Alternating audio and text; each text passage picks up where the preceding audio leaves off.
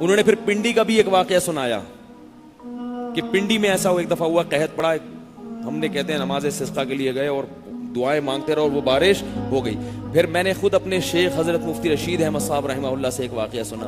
وہ فرماتے ہیں کہ کراچی میں بارش بند ہو گئی تھی تو بہت عجیب حالات ہو گئے تھے اور دھول مٹی سے بیماریاں پھیل رہی تھیں. تو فرماتے ہیں کہ حضرت مفتی محمد شفیع صاحب رحمہ اللہ سے میں نے عرض کیا کہ حضرت نماز استسقاء پڑھنی چاہیے. تو حضرت مفتی محمد شفیع صاحب نے کہا کہ آج کل لوگوں میں وہ جذبہ نہیں ہے جو پہلے ہوا کرتا تھا، کیونکہ اس میں تو ہے گناہوں سے معافی نا. گناہوں سے تو بینک میں کی جاب کر رہا ہے وہ وہاں سے توبہ ہی نہیں کرتا، جو انشورنس میں ہے وہ نماز استسقاء تو پڑھ لے گا مگر توبہ نہیں کرے گا، جو انٹرنیٹ پر بےہودہ چیزیں دیکھ رہا ہے وہ نماز تو پڑھے گا مگر توبہ. اللہ تو کہہ رہے ہیں استغفروا ربکم، گناہوں سے توبہ کرو پھر یرسل السماء علیکم مدرارا. تو اصل تو توبہ ہے نا، اس میں توبہ کر ہی نہیں رہا کوئی. تو اس لیے ہماری نمازوں میں ہماری دعاؤں میں جان ختم ہو گئی.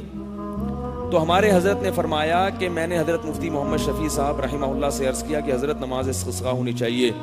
تو حضرت نے فرمایا کہ آج کل لوگوں میں وہ جذبہ نہیں ہے، اس سے پھر نتیجہ نکلتا ہے کہ جو ہے نا بدنامی ہوتی ہے. نماز ہو جاتی ہے مگر دعا، بارش نہیں ہوتی تو پبلک کہتی ہے دیکھو حدیث میں تو آتا ہے دعا نماز پڑھ کے بارش مانگو اور یہ ہو نہیں رہی.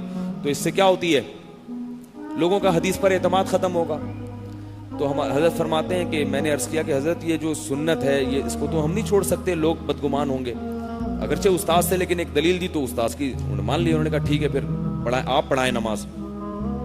حضرت فرماتے ہیں کہ 2 دن پڑھائی ہے، تیسرے دن جب ہم نے پڑھائی ہے نا تو الحمدللہ بارش ہو گئی.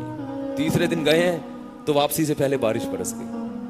اور حضرت فرماتے ہیں میں نے حضرت مفتی محمد شفیع صاحب رحمہ اللہ سے یہ بھی عرض کیا کہ حضرت ہمارا تجربہ یہ ہے کہ جب نماز استسقاء پڑھی ہے بارش ہوئی ہے. حضرت مفتی محمد شفیع صاحب کا بھی یہی تجربہ تھا، لیکن وہ اب کی حالات دیکھ رہے تھے نا کہ یہ جو ایسی نالائق قوم پیدا ہو گئی ہے کہ مقتدی تو یہی ہوں گے نا، مقتدی تو یہی ہوں گے، لیکن اللہ نے کروا دی بارش. تو ایسے بہت واقعات ہیں. تو ایک اور واقعہ، یہ میں سارے وہ بتا رہا ہوں جو میں نے براہ راست سنے ہیں اور ان لوگوں سے سنے جنہوں نے اپنی آنکھوں سے یہ دیکھا، اور وہ وقت کے بڑے بڑے بزرگ تھے، ان میں کوئی بھی جھوٹا کذاب نہیں تھا.